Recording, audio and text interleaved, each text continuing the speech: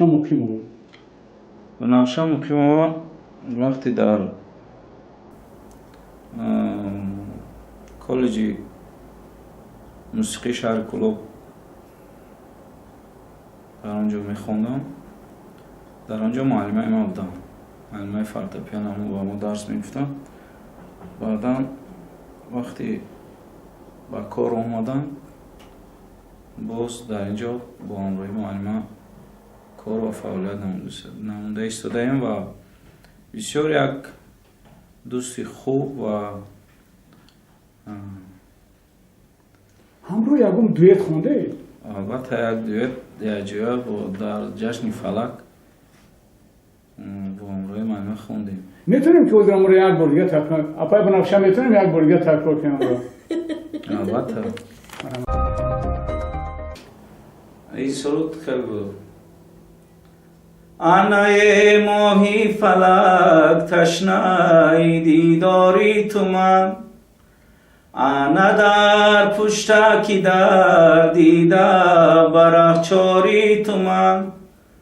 آنا با زلفی پری زاغ با ابروی سیاه، آنا پاما با قدی کوچه خریداری تو من، آنا پاما با قدی کوچه خریداری تو من، آنا ای ماهی فلک، آنا هستی تو ملک، آنا زلفت پریزاب، آنا دیل بحری تو داغ، آنا پامو با قدی کوچکی مزمانی تو من، آنا پزمانی تو من، مام کی شوم جانی تو من. نوبتی من.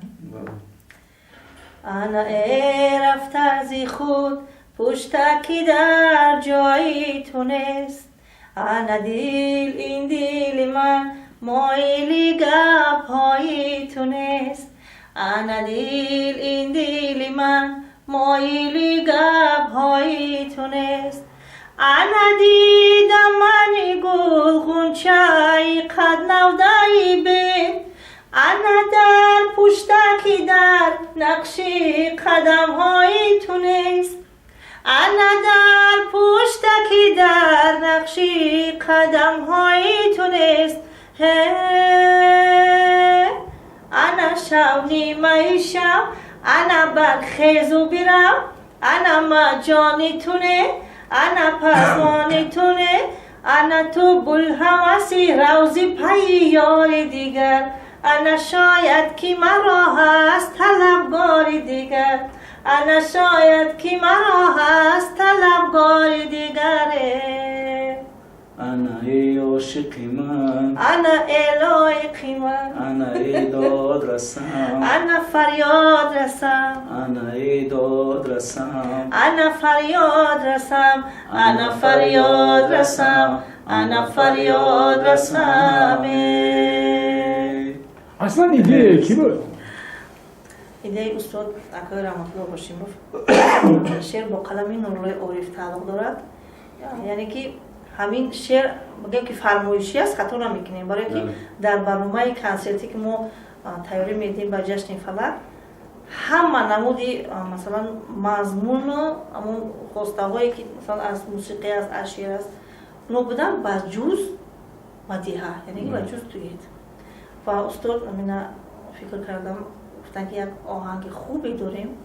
باید که شما هر تا بخونیم. او پیشنهاد شد، ما گوش کردیم، معقول شد، خوندیم. اصلا روز شما یک شعر گفتین که آوازه ما موفق نیست، این چی معنا داره؟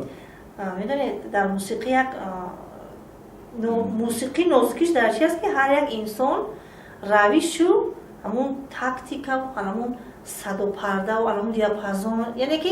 همون صدای خودش دارد. یعنی مثلا وقتی که ما را انتخاب کرد اکای رحمت‌الله باید که ما از یک تنز بخونیم، از یک اون نقطه در کاری موسیقی که در موسیقی میگن، از بس که مثلا آواز مردانه دیگر است و آواز زنانه دیگر است، اکای رحمت‌الله به خلاصه اومدن که اجرایش مردانه را از آواز مردانه، یعنی از همون نوت‌های در کوری که برای مردم موفقیت هست موفقیت میکند از اونجا ایجاد کنند و اون جوی زنانه که ما باید بخونم از صدا پرده‌های مثلا زنانه موفقیت میکرد یعنی که از نوت‌های موسیقی که برای ما یک چوبیرین که شما آوازتون کم ترم بسیار نازک است موسیقی را فهمیدن بسیار دشوار است در نزد معلمه بسیار سرود خوندن قیم است برای چی؟ برای همون چه میشینم برای چی چون قیم است؟ استاد هستن چون در نزد کسامو تعلیم گرفتیم و از روی حرمت باشد از روی یک جاذبه دارم من که در نزد کسا سرود خوندن هم قیم است چون ما عادت کردیم به یک جا کار میکنیم فعالیت میکنیم البته ولی هم مونده است کمتر دیگه همون جذابه اصلا همین دویت با کی میخونه خوبتر بود؟